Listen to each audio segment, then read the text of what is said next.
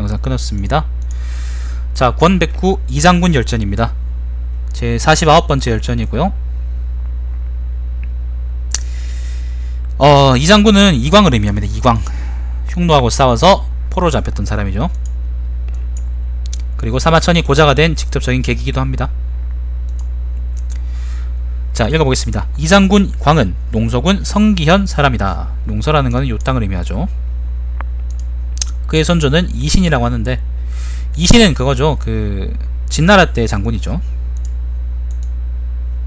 통일 진나라.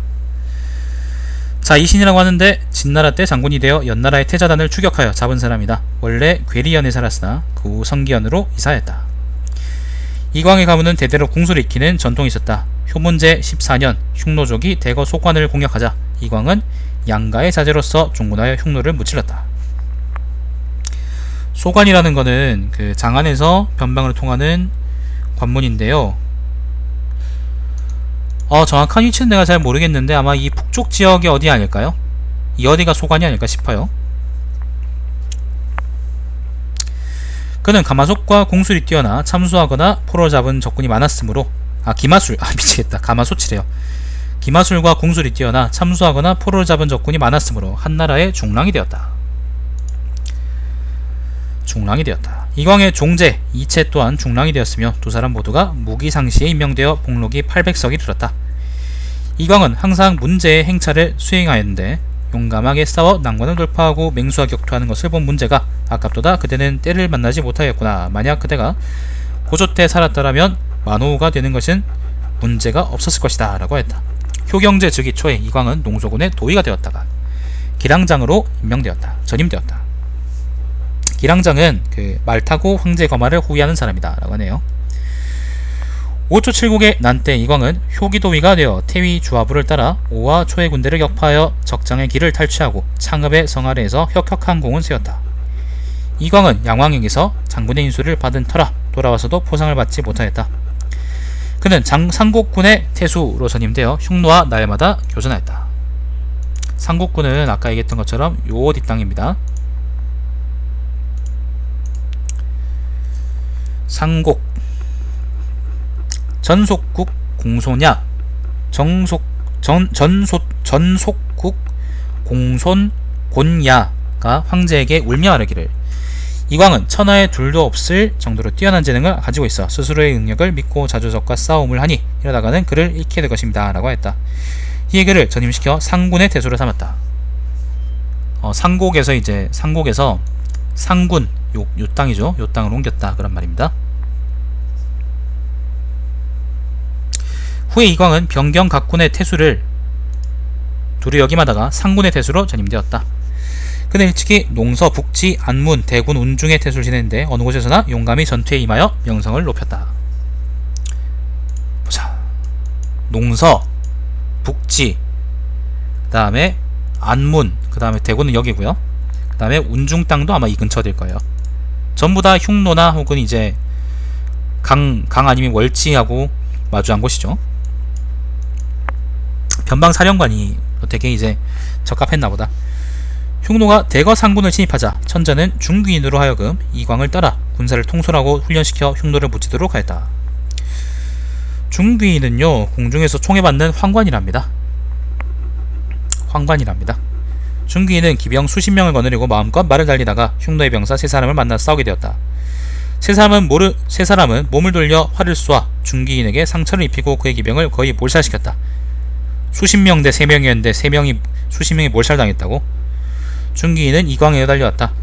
이광이 그들은 필시 독수리를 쏘아잡는 명사수들일 것입니다 라고 말하였다. 그리하여 이광은 기병 100명을 거느리고 그 사람을 급히 쫓아갔다. 세 사람은 말을 잃어버리고 걸었으므로 몇 실미밖에 가지 못하였다.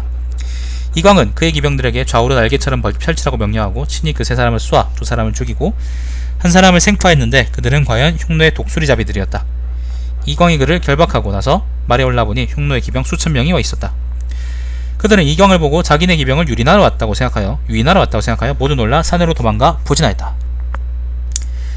이광의 기병 100여 명도 모두 크게 놀라 말을 알려 되돌아 달아나려 하니 이광이 말하기를 우리들은 본진의 대군으로부터 수십 리나 떨어져 있는데 지금 이렇게 기병 100명으로 도망다닌다면 흉노는 우리를 추격하여 활을 쏘아 즉시 전멸시킬 것이다. 지금 우리가 여기에 머물러 있으면 흉노는 틀림없이 우리를 대군의 유인병으로 여겨서 감히 공격해오지 못할 것이다.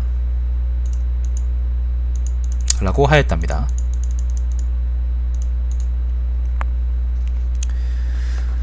이광은 기병에게 전진하고 명령하였다. 그리고는 흉노의 전지에서 1리 정도 떨어진 곳에 정지하여 모두 말에서 내려 인장을 풀어라 라고 명령하였다. 기만하는 거죠.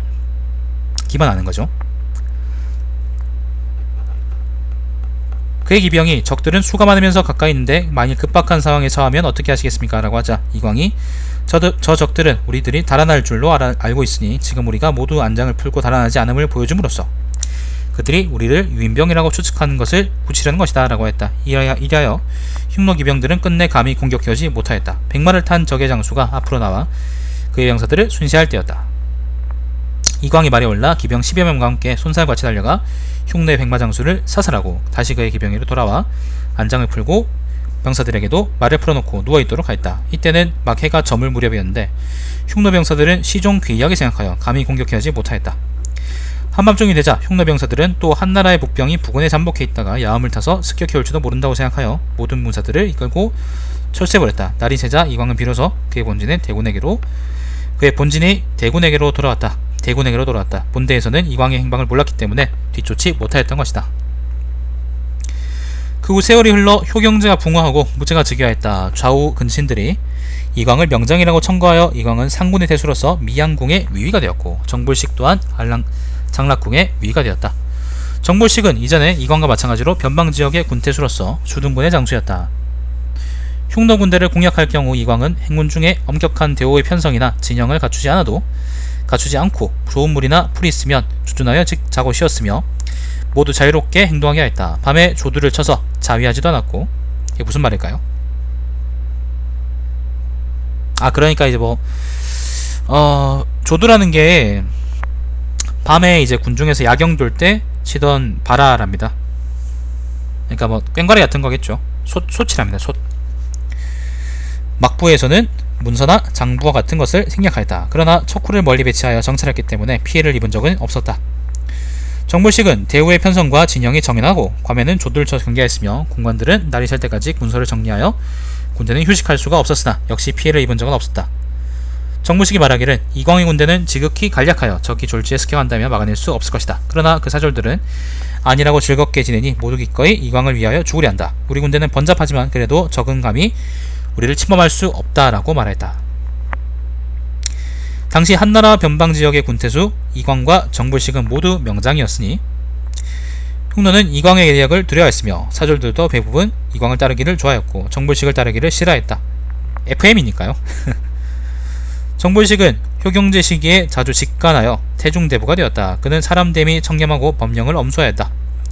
그 후 한나라에서는 마읍성을 미끼로 선우를 유혹하여 대군을 마읍 부분에 골짜기에 매복시켜 놓았는데 이때 이광은 효기 장군이 되어 호군 장군에게 수속되어 있었다. 아까 한항국 열전에 나왔었던 거죠. 한장유 열전에. 잠시만요.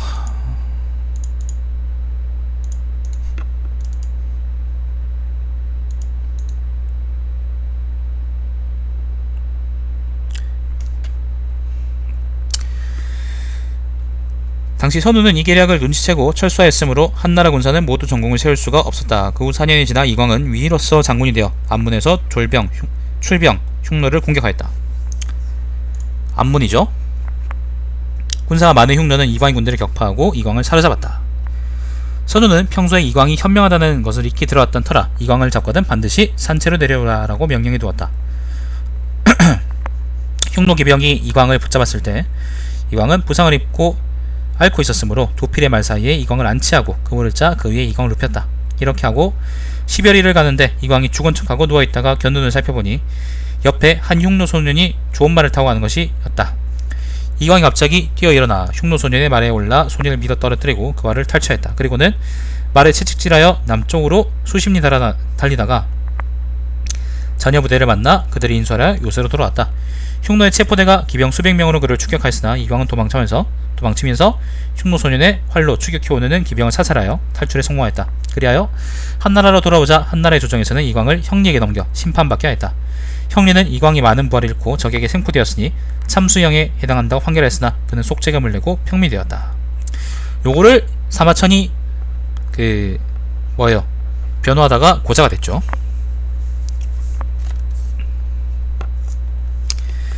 세월이 흘러 어느덧 이광이 집에 응거한 지 몇 년이 흘렀다. 그동안 이광은 전 영의무의 손자, 전 영의무의 손자는 누굴까요? 영의무는 이제 관영이고요. 관강이군요. 관영의 손자 관강과 함께 은퇴하여 시골에 묻혀 살면서 남전현의 남산에서 사냥하고 지냈다. 잠깐만요. 남전은 아까 얘기했던 것처럼 요 근처죠. 3일 해보니까 장안하고 촉군이 되게 가깝다. 정말 가깝네. 자, 아무튼 남전에서 놀고 지냈는데 어느 날 밤 그가 시종 한 명을 거느리고 외출하였다가 사람들과 야외에서 술을 마시고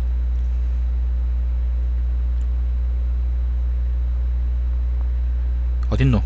갑자기 술을 마시고 돌아오는 길에 폐릉정에 이르렀다. 그러니 정의가 술에 취하여 호통을 치며 이광을 정지시켰다. 이광의 종자가 이분은 옛날에 그 이장군이십니다 라고 말하자 정의가 현직 장군이라도 야간에 이제 통행하는 것은 불가능한데 하물며 이전의 장군은 어떻겠느냐라고 말하였다. 그렇게 하면서 이광을 제지하며 역참에 구려하였다. 그 얼마 되지 않아 흉노가 침입하여 요서군의 태수를 죽이고 한 장군을 격파하니 한 장군은 이제 그러니까 요서를 깨부수고 흉노가 요서를 깨부수고 어양에 주둔하고 있던 한항국을 깨뜨렸다라고 얘기하는 거죠. 한장군이 이제 한항국입니다. 아까 한장유 있잖아요, 그죠? 한항국이고 한항국은 우북평군으로 전임되었다. 아까 이거는 이제 한항국 열전에 나왔던 얘기죠, 그죠? 전임되었는데 그래야 천자는 이광을 다시 불러들여 우북평군 태수로 임명하였다. 이광은 천자에게 폐릉의 정의를 함께 데리고 갈 것을 주장하였는데 그는 군영이 이르자 그의 목을 베어버렸다. 아이고 씨발 고라치 보고 있으니 참 한심하네. 무제나 아니면 뭐 이광이나. 왜냐하면 내가 왜 한심하다고 얘기하냐면 정의는 그 원칙대로 행동한 거였거든요. 그러니까 어쩌면 야간에 통행을 못 시키는 건 맞는 말이니까. 근데 그걸 가지고 이제 앙심을 품고 있다가 나중에 죽였다 그러니까 안심한 거지. 이광이 우북평군에 부임하자 흉노는 이 소식을 듣고 한나라의 비장군이라고 부르며 수년 동안 그를 피하여 감히 우북평군을 침범하지 못하였다. 비장군이라는 거는 날빗자를 써가지고 날아다니는 장군, 그러니까 이제 무서운 장군 뭐 그런 의미겠죠. 뛰어난 장군. 여포가 비장이라 그랬지. 자, 이광이 어느 날 이광이 사냥하러 갔다가 풀 속에 돌을 보고 호랑이로 생각하여 화살을 쏘았더니 명중하여 화살촉이 깊숙이 박혔는데 자세히 보니 돌이었다. 그리하여 다시 쏘아보았으나 끝내 화살촉은 다시 박혀 들어가지 않았다. 이광은 부임한 곳에 호랑이가 있다고 들으면 항상 친히 나가 쏘아잡았다. 우북평군에 부임하였을 때 한 번은 호랑이를 쏘았는데 그 호랑이가 달려들어 이광에게 상처를 입혔으나 이광은 마침내 호랑이를 쏘아 죽였다. 이광은 첨령하여 상을 받으면 항상 그의 부하들에게 나누어 줬고 음식은 사절들과 같은 것을 먹었다. 이광은 죽을 때까지 40여년 동안 복록 2000서의 완직이 있었는데 집에는 여분의 재산이 없었고 시종일관 집안의 재산에 관해서 말하는 법도 없었다. 이광은 신체가 장대하고 원숭이처럼 팔이 길었으며 그가 활 쏘기에 능한 것도 선천적인 것으로서 그의 자손이나 남들이 아무리 궁수를 배워도 이광에게 미치지는 못하였다. 이광은 말재주가 없었으며 말수도 적었고 다른 사람들과 함께 있을 때는 땅에 줄을 그어 진영을 그리거나 활을 쏘아 원근을 비교하여 지는 자에게 벌주를 먹였다. 이처럼 그는 오로지 활쏘기를 낙으로 삼아 일생을 바쳤다. 이광이 병사를 이끌고 행군할 때 식수와 식량이 결핍된 상황일 경우 물을 보아도 사졸들이 물을 다 마신 뒤가 아니면 이광은 물을 가까이 가지도 않았으며 사졸들이 다 먹고 난 뒤에 아니면 이광은 먹은 적이 없었다. 그는 이렇듯 관대하고 가혹하지 않았으므로 사졸들은 그를 경외하고 그를 위해서 일하는 것을 즐거워하였다. 그의 활쏘는 비법은 적이 가까이 다가오는 것을 보더라도 수십 보 이내가 아니라 명중시키지 못하겠다고 판단하며 쏘지 않았는데, 일단 쏘았다 하면 활시 소리와 동시에 적이 쓰러졌다. 그래서 그는 병사를 거느리고 작전을 수행할 때 자주 공경에 빠져 고생하였으며, 그가 맹수를 쏘는 경우에도 부상을 입은 적이 있다고 한다. 얼마 후에 석건이 죽자 황제는 이광을 불러 석건을 대신하여 낭중령으로 삼았다. 원삭 6년 이광은 다시 후장군이 되어 대장군의 군대에 소속되어 정양군에서 출병, 진격하여 흉노를 공격하였다. 정양군이 어딘지 모르겠네요. 지명인 같은데. 여러 장수들 중에는 적병을 참수하거나 포로를 잡은 수가 행상의 법령 기준에 합당하여 그 공으로 후작에 봉해진 자가 많았는데, 이광의 군대는 공훈이 없었다.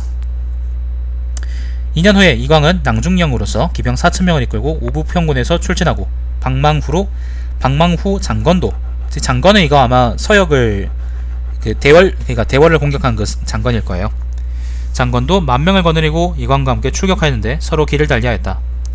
수백 리가량 행군하였을 때 흉노의 좌현왕이 40,000명의 기병을 이끌고 이광을 포위하니, 이광의 군사가 모두 공포에 떨자 이광은 그의 아들 이감에게 말을 내려 적군을 돌파하게 했다. 이감은 홀로 수십 명의 기병을 거느리고 난듯이 말을 달려 일직선으로 흉노의 기병을 돌파하고 그의 좌우로 돌아나와 이광에게 보호하기를 흉노 따위는 대적하기 쉬울 뿐입니다 라고 하였다. 군사들은 이에 비로소 안심하였다. 이광은 원형으로 진을 치고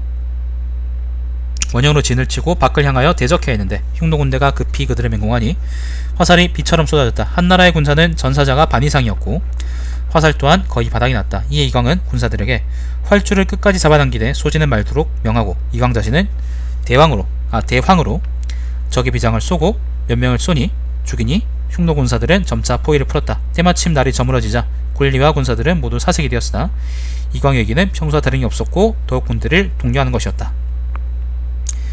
대황이라는 것은 쇠뇌랍니다. 쇠뇌. 그러니까 우리가 얘기하는 그 쇠뇌라는 게 석궁이요. 석궁 일종이랍니다. 다음날 다시 역전문투하였는데 방망후의 군대, 장건의 군대도 도착하였는지라 흉노군은 포위를 풀고 물러났다. 그러나 한나라 군대는 피곤하여 추격할 수가 없었다. 이때 이광의 군대는 거의 전멸의 지경에 이르러 싸움을 끝내고 귀환하였다. 한나라의 법에 의하면 방망후는 지체하여 합류할 기일을 어겼으므로 참수에 해당하나 속죄금을 내고 평민이 되었다. 이광은 군공과 과우가 반반이라 상은 없었다.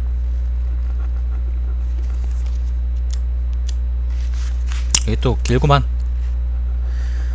당초 이광의 종제 이채는 이광과 함께 효문제를 섬겼다. 경제 때 이채는 공적을 쌓아 복록이 2,000석이 이르렀다.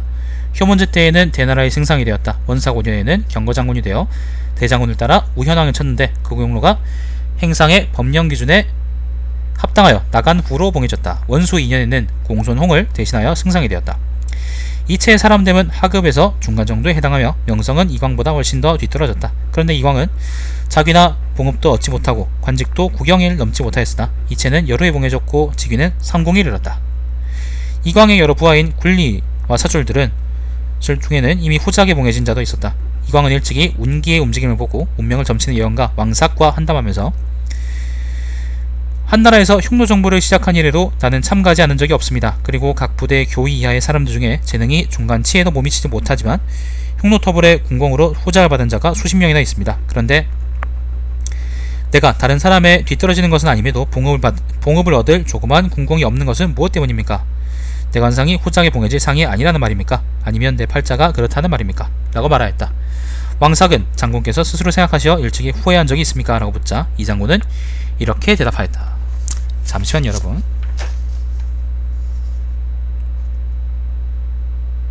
잠시만요.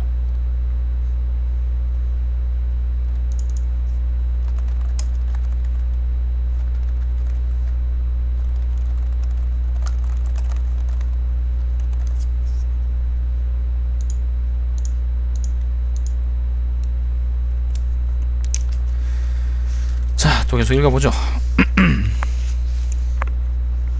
내가 농서태수를 지낼 적에 강족이 반란을 일으켰습니다. 그때 내가 그들에게 투항을 권유하여, 강족이 얘들이죠,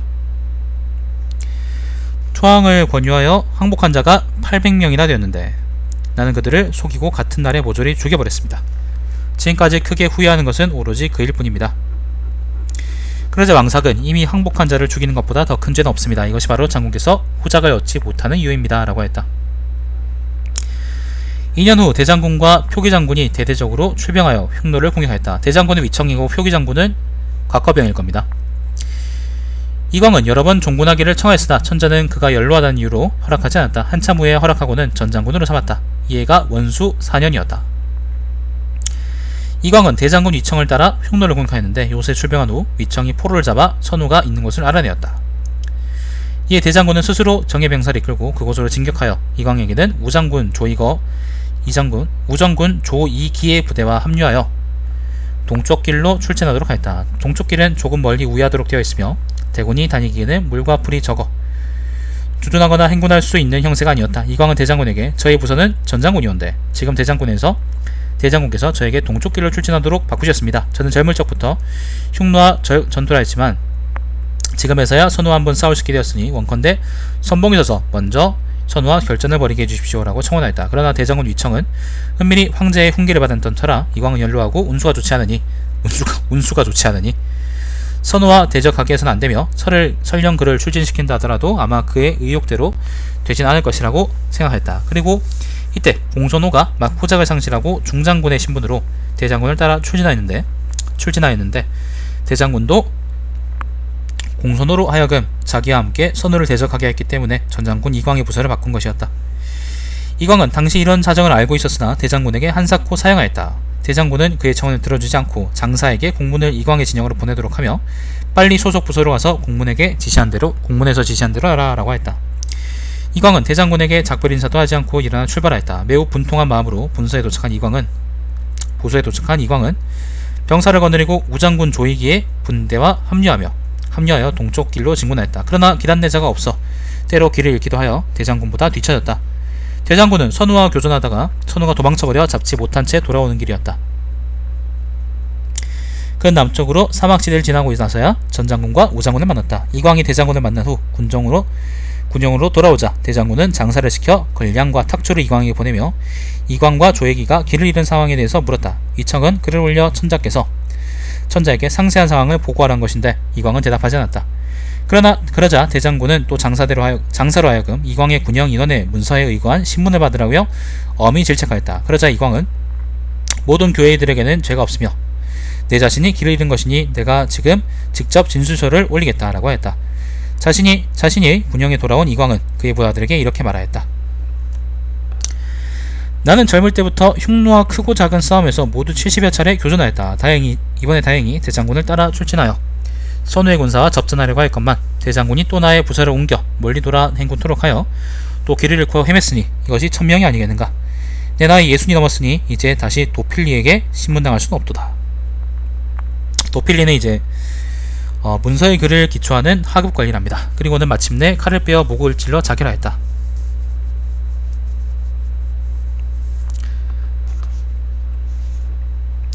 이광군대 문무관리와 정군사들은 모두 통곡하였다. 이 소식을 들은 백성들은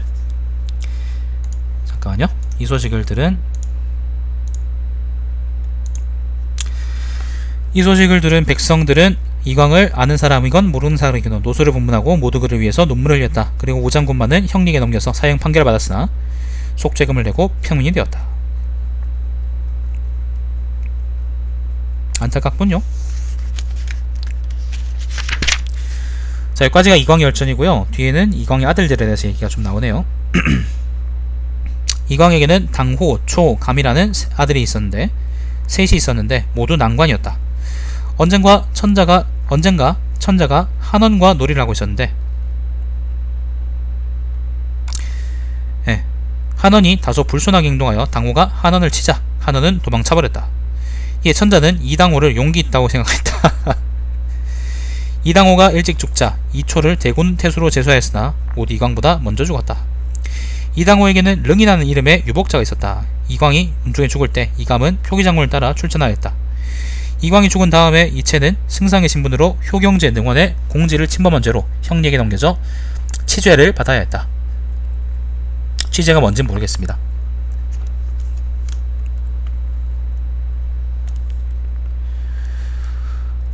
그런데 이제 이채 역시 자살해버리고 신문을 받지 않았으므로 그의 본국은 몰수되었다. 교우의 신문으로 표의 장군을 따라 출전한 이감은 흉노의 좌현왕을 공격하여 힘껏 싸워서 좌현왕의 군기와 전고를 탈취하고 많은 적군을 참수했으므로 관내 후에 자기와 시급지 200호를 하사받았으며 이광을 대신하여 낭중령이 되었다.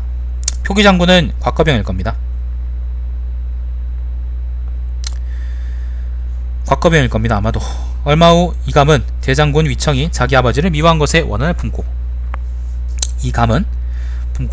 대장군을 쳐서 상처를 입혔으나 대장군은 이 사실을 은폐하였다. 얼마 후에 황제를 모시고 옹현에 간 이감이, 옹현이라는 건 장안 근처입니다. 여기 어디겠죠? 그죠? 옹현에 간 이감이 감천궁에 도착하여 사냥할 때 위청과 친척 관계였던 표기장군 곽거병이 이감을 사살하였다. 이런 개쓰레기 같은 놈들. 곽거병은 당시 지위가 존귀하고 총례를 받고 있던 터라 황제는 진상을 은폐하여 사슴이 이감을 들이받아 죽은 것이라고 했다. 그 후 1년 남짓 지나서 곽거병은 병사했다. 천벌받은 거지. 이감에게는 딸이 있었는데 태자의 중인으로서, 중인이라는 거는 희첩입니다. 희첩. 그러니까 태자의 뭐 여러 아내 중에 한 명이겠지. 총애를 받고 있었다. 이감의 아들 이우도 태자에게 총애를 받고 있었으나 재물을 좋아했다. 이로써 이씨 집안은 점차 쇠락하였다. 참 보면 한숨도 나오고 짜증도 나고. 이릉이, 내가 곽거병을 별로 안 좋아하거든요. 이릉이 장년이 되자 건장궁감으로 선발되어 모든 기량들을 감독하였는데, 기량이라는 것은 말 타고 이제 후위하는 사람들. 그는 공술에 뛰어나고 사졸들을 사랑하였다. 천자는 이씨 집안이 대대로 장군이었음을 고려하여 그에게 기병 800명을 거느리게 하였다. 이릉은 일찍이 흉노의 지역으로 2000열이나 깊이 진격하여 거연을 지나 지형을 살폈으나 적군을 발견하지 못하고 돌아왔다. 기도위에 제수되어 단양, 기도위라는 거는요, 기도위라는 거는 그 우림군을 관장하는 고관직입니다. 이것도 이제 메나 그 중앙군입니다. 기도위에 제수되어 단양에 초나라 사람 5000명을 거느리고 주천, 장액에서 공수를 교련시켜 흉노의 침범에 방비하였다. 단양이라는 거는 예장 근처입니다. 예장 근처 땅이고, 여기네요. 단양 땅이고, 단양에서 이제 초나라 사람들, 그러니까 남쪽 사람들 잡아가지고 주천, 주천하고 장액, 이 근처 땅입니다. 전부 다 주천, 장액에서 흉노를 막으려고 고민하였다. 주천에 그러니까 이름이 요게 주천이 된 것, 주천이 된 어떤, 지명이 주천이 된 어떤 일화 재밌긴 한데 그건 나중에 또 기회가 있으면 말씀드리고요. 아마 그 곽거병 얘기할 때 나올 겁니다. 자, 몇 년 뒤인 천한 2년 가을, 천한은 무제 8번째 연호랍니다. 무제인데요.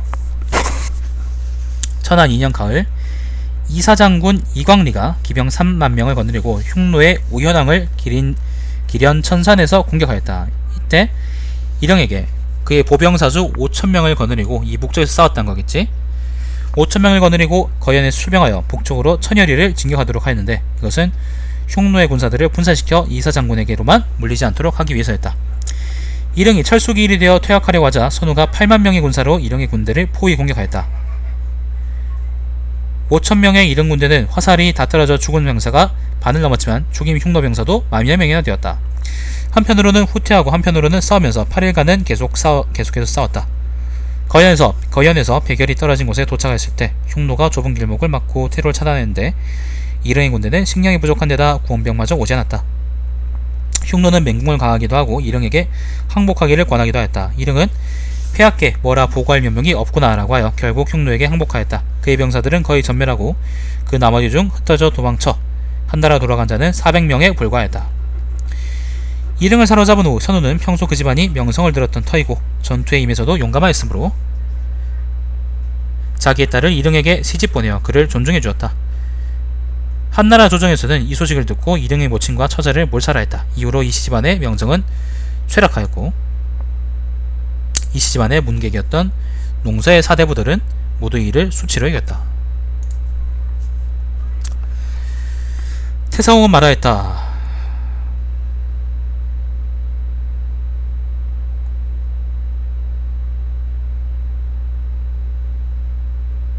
밑에 보니까 다른 각주가 있네요. 사기지의란 책에 보면 이릉이 장년이 되자 에서부터 여기까지는 호세 사람들의 가필이라고 한다 라고 하네요. 뭐 여튼 태사홍이 말하였다. 예책에 이르기를 자신의 몸가짐이 바르면 명령을 내리지 않아도 시행되며 자신의 몸가짐이 바르지 않으면 명령을 내려도 따르지 않는다고 했는데 이는 이 장군을 두고 하는 말일 것이다.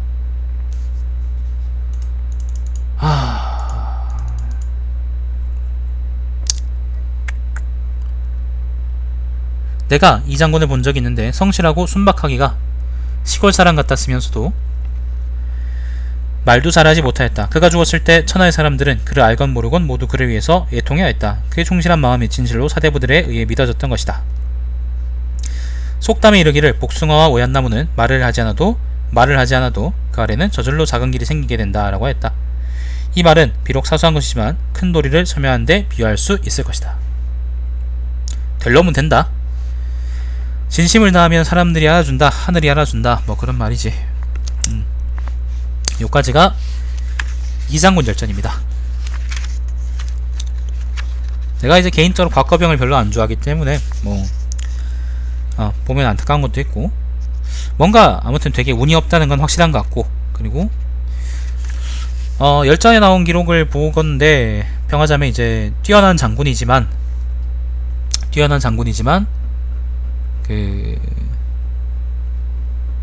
그냥 말 그대로 그냥 뛰어난 장군이었다. 딱 그까진 것 같아요. 딱 그까진 것 같아. 더 말할 건 없을 것 같아요. 근데 다만 운이 없었다. 자, 그 다음에 흉노열전인데요. 흉노열전은 아까 얘기했던 것처럼 이게 촉수가 40족입니다. 아유 씨, 징글징글한 놈들. 이건 지금 못 읽고 나중에 다시 한번 또 기회가 있으면 읽어보겠습니다. 자, 오늘의 방송 여기까지 하겠습니다. 시청해주신 여러분 감사드립니다. 다음 시간에 또 뵙겠습니다.